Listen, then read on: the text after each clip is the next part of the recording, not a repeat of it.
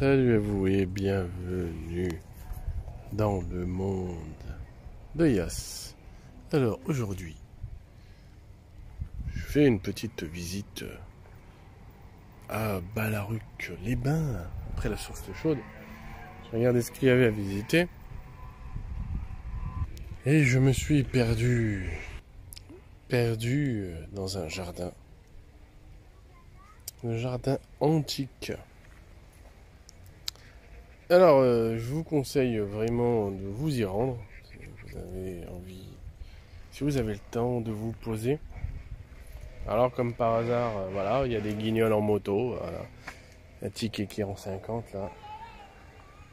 Que je vais faire un petit coup de pause, mais ça fait au moins une demi-heure que je suis là, il n'y a pas un bruit. Voilà, il faut qu'il y ait une bande de petits kékés en moto qui font un peu de barouf, donc je vais reprendre la vidéo un peu plus tard.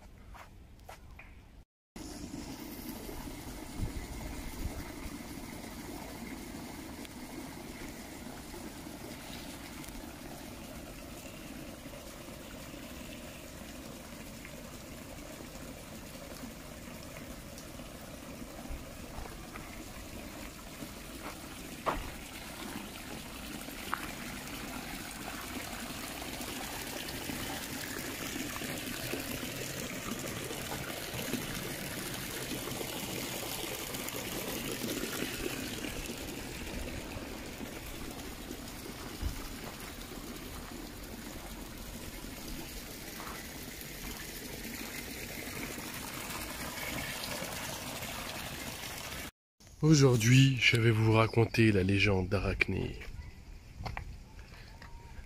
En hommage au culte d'Arachné, le chêne vert accueille ici une animation inspirée des rituels antiques.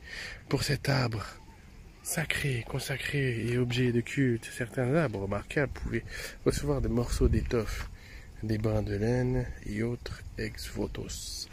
Arachné était une jeune et exceptionnelle tisseuse grecque.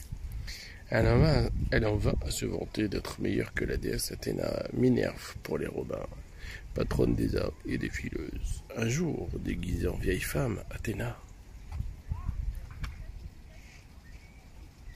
se rendit auprès d'Arachné pour juger son travail et la conseiller d'être plus modeste. Obligée de voiler son rang, la déesse défia l'arrogante jeune fille de réaliser la plus belle tapisserie. À l'issue de ce concours arbitré par les dieux de l'Olympe, la déesse perdit, déchirant l'ouvrage de la concurrente, et elle la frappa au front. Humilieux, Arachné se pendit et Athéna la métamorphosa alors en araignée, lui laissant pour l'éternité le don de fil et de tisser. Cette histoire est hautement symbolique. C'est beau.